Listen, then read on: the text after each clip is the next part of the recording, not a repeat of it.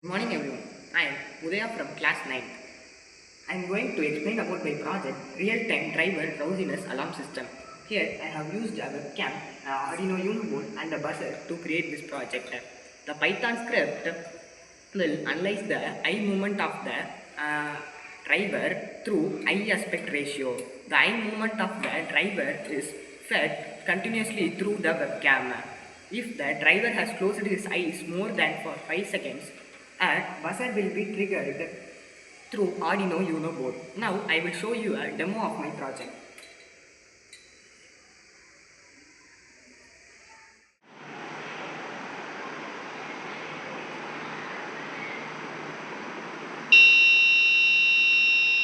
The screen has opened and captured my eyes, and the buzzer starts just a prototype, and it can be incorporated with a single module called ESP32 cam.